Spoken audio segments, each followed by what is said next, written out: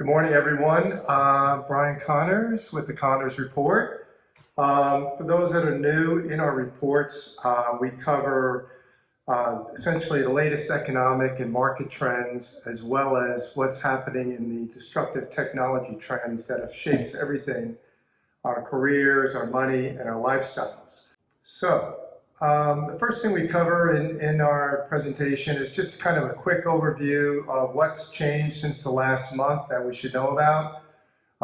We've had some major things that have been happening, obviously, with the new administration, but the two key ones that have come up in the recent month are a proposal for a higher capital gains taxation and higher corporate taxation. Both of these are not necessarily pro-business. The administration obviously wants to find some money to support some of their other social agenda, but it's something that going forward, investors will have to consider in terms of what they're doing with their money. All right, so I mentioned about the higher capital gains taxation, higher corporate taxation. The latest economic metrics, we're having very strong growth, as most of you probably have heard. Expecting about 8.2% GDP in the first quarter. That is being confirmed by a very important measure at the bottom. You'll see the ISM Purchasing Managers Index. Whenever that's above 50, that's telling you that we're going to probably have growth going forward. And that is telling us that we're going to have very strong growth perhaps this year, certainly in this quarter and perhaps in next quarter. The 10-year Treasury has moderated a bit, so that's a good sign that we're not seeing interest rates becoming a problem potentially for derailing the economy as well as the markets. On the market metrics, again, we're at all-time highs. Dow is now having a really strong year, which is a good sign that we're broadening out in the economy to a broader set of industries, so that's kind of a function of that we're now moving towards the tail end of COVID, hopefully. Profit margins are extraordinary. We're seeing very strong profit margins, somewhere over 11%. Of course, technology seems to be a leader, but we're seeing a broadening out. And we're starting to see the financials now finally getting off their mat. And that's a good sign, which is evidence that we're seeing in the housing market and among other industries as the consumer is now getting more engaged. Just a quick overview about where we are with COVID. As you know, we spiked pretty much again back in November and December, but in Orange County at least, we're seeing the numbers continually come down below 100 new cases on average a day. So the hope is with vaccinations and everything else will be, for the most part, by mid-year, we hope to be post-COVID in a large way in the economy getting back to normal. So some of the things that we talk about in this report is about what is really going on in the background that is something that really is going to affect you in terms of a more meaningful way, specifically to your business, but also your money, and also the way that you live. And this is called Metcalfe's Law. Just a quick review. This is an exponential function. As you know, COVID was a pandemic and it's an exponential function. But our economy is now being driven by a set of forces that has been pretty extraordinary for most of us in our lifetimes. I think most of us can remember when we didn't have a cell phone, and now everybody has a cell phone. And so we've seen the amount of technology that's affecting everything we do, and even on this call with Zoom, that is going to continue to get more accelerated as we go forward. What is some of the laws of economics and what we call the laws of exponentials that is affecting this? Well, you may be all familiar with the concept called Moore's Law, which was by Gordon Moore, who talked about that the power of computing would double every 18 months. And if the computer stayed the same price that we all bought, we just got double the power. Well, that has been pretty much in place for the last, 40 to 60 years. And we're still going to be seeing that, but it's only going to get accelerated as we go forward. If you think about what that really means, just, when I ran just kind of quick numbers, just think about the next 10 years. If computing power is going to double every 18 months, you're looking like about a 2 to the 6 type of increase in computing power in the next 10 years, which would be 64 times. So take that to everything else you're doing and think about what that's going to mean as we go forward with technology not slowing down but accelerating, as evidenced by a new law that is called Kurzweil's law of accelerating returns. And what we're starting to witness, and you probably have been finding this in your own industry, but in everything else that you do, is that these waves of technology innovation are now starting to converge. And as they converge, we're starting getting an increasing acceleration of technology breakthroughs. You know, one of them was just the COVID vaccine, in terms of how we basically found out how the virus was actually working, so we could build a vaccine in record-setting time in 1 year versus 5 years. Taking this to the next level, we're moving into this new area of quantum computing, which is just on the verge of breaking out. It's already affecting a lot of things that we don't even know about, but it was helpful, obviously, in terms of the discovery of the cure, or the vaccine, I should say, of COVID, but we're starting to see it in other facets of life. And this is now the new law, Rose's law, which is the number of qubits in quantum computing doubles every year. So thinking going forward, what are we going to be seeing in the future with some of these new technologies, and how is that going to affect us? So if you just think about, some of the things that you've witnessed with the smartphone, kind of extrapolate this to your own experience in terms of what's going on with some of the things you're doing, but also in the industry that you might be working in.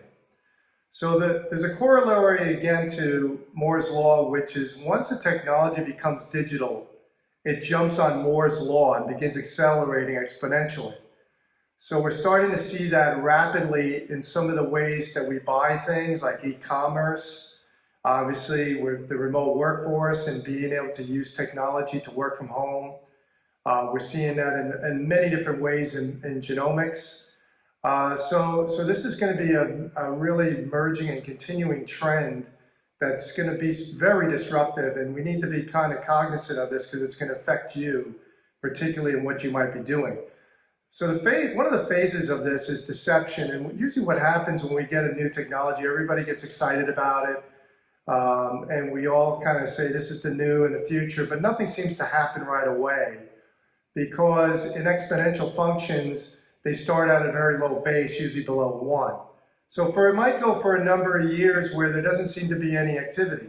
And we'll talk a little bit about this, like when we get into talking about perhaps electronic vehicles and Bitcoin.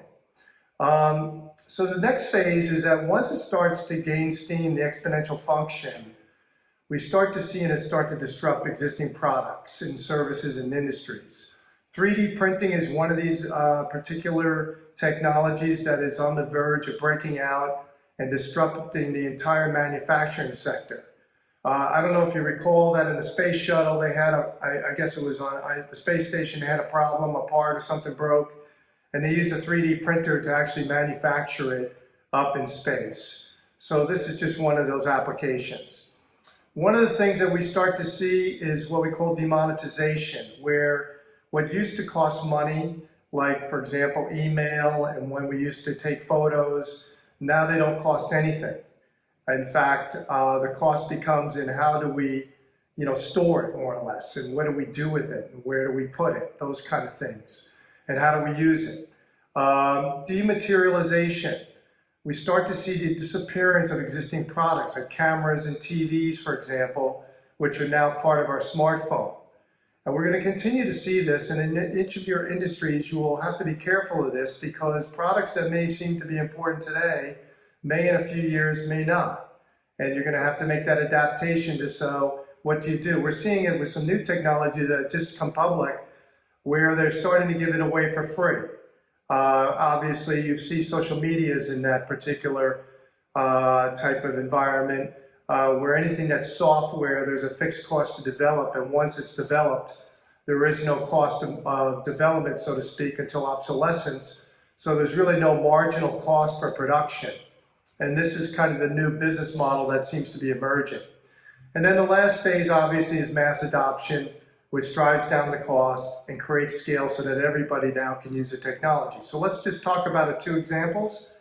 One of them is electronic vehicles. We've all been seeing Teslas probably driving around for a few years. Many of us have been wondering when we can get one at an affordable price. Some of us are already currently driving one. Right now, we're about a 6 to 7% market share of electronic vehicles compared to internal combustible engines. But this is quickly going to change. Some people, like Elon Musk, talk about by 2030, we'll be at mass adoption where most people will own an electronic vehicle. We won't have an internal combustion engine. And this is rapidly going to increase in the next few years with lots more manufacturers, new battery technologies, which is a convergent effect that we're talking about is accelerating the adoption of the technology. So think about the smartphone when you first maybe got exposed to one, perhaps around maybe 2006 and maybe up to 2010. It wasn't very long before everybody seemed to have one.